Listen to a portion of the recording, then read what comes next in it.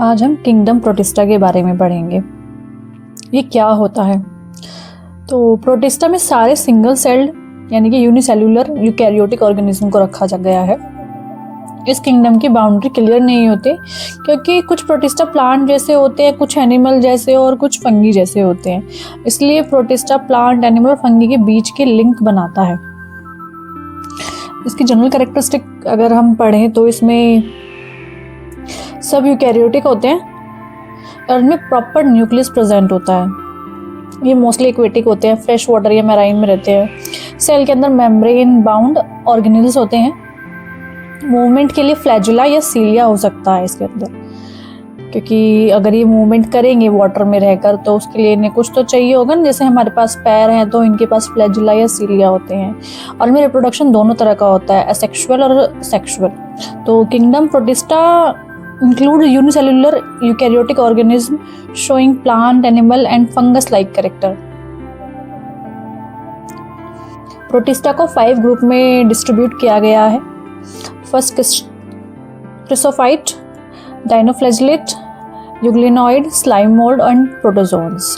तो सबसे पहले हम क्राइसोफाइट्स यानी कि डायएटम एंड गोल्डन एल्गी के बारे में पढ़ेंगे।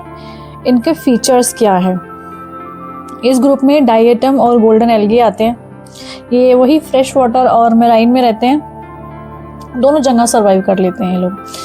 तो अगर इनकी स्ट्रक्चर अगर आप देखेंगे तो ये माइक्रोस्कोपिक होती है और ये वाटर में प्लैंकटन की तरह फ्लोट करते हैं, मोस्टली फोटोसिंथेटिक होते हैं। डायएटम की जो खास बात ये है कि उसकी जो सेल वॉल है वो सिलिका की बनी होती है। सेल वेल 2 ओवरलैपिंग शेल जैसी होती हैं। जैसे आपने ये देखा होगा ना, आपके घर में साबुन का जो सोप का जो बॉक्स होता है वैसी ही होती हैं, वो एक दूसरे को ओवरलैप करती हैं। और जो वॉल होती है वो इनडिस्ट्रक्टेबल होती है।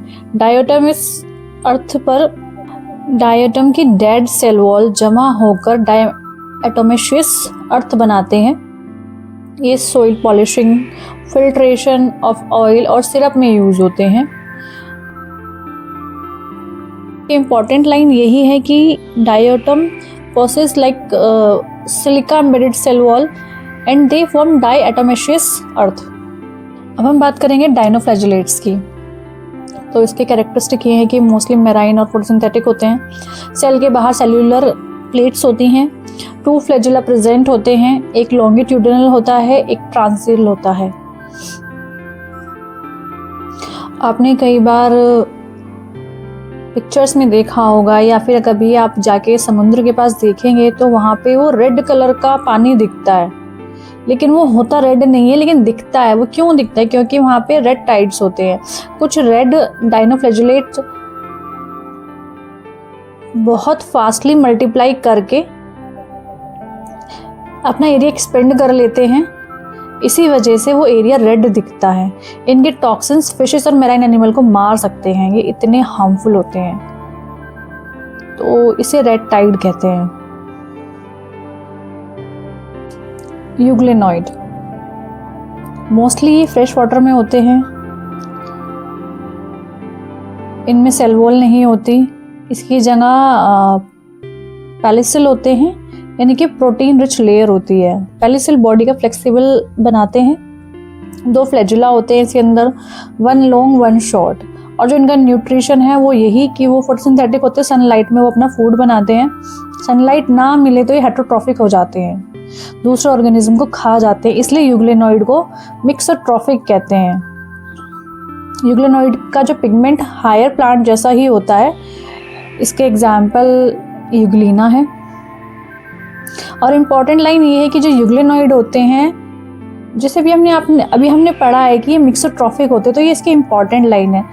जब सनलाइट होती है तो ये फोटोसिंथेटिक प्रोसेस के थ्रू अपना फूड बनाता है। सनलाइट इन्हें ना मिले तो ये हेटरोट्रॉफिक हो जाते हैं, दूसरे ऑर्गेनिज्म को खा जाते हैं।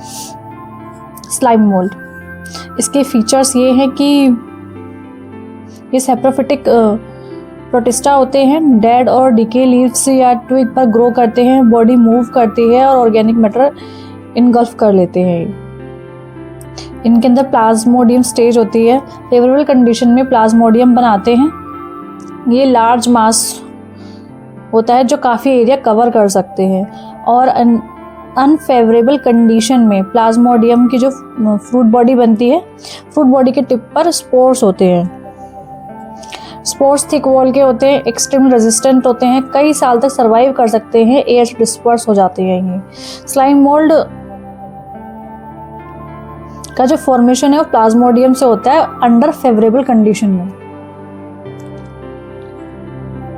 प्रोटोजोन्स, ये एनिमल लाइक प्रोटिस्टा होते हैं। इनके जनरल फीचर्स यही है कि ये हेटरोट्रॉफिक होते हैं, प्रेडिएटर या पैरासाइट के रूप में रहते हैं, एनिमल की प्रिमिटिव रिलेटिव माने जाते हैं ये। अगर हम बात करें इनके टाइप के तो एमियोबॉइड प्रोटोजोन्स ये टाइप है इसका, और ये फ्रेश वाटर या सी वाटर या मॉइस्ट सोल में मिलते हैं। स्यूडोपोड यानी कि फॉल्स फीट होते हैं, उसके थ्रू ये मूव करते हैं, अपना फूड कैप्चर करते हैं। मेराइन फॉर्म के पास सिलिका शेल होता है, इसलिए इसमें कुछ पैरासिटिक भी होते हैं, एग्जाम्पल के एमीबा और एंटीएमीबा।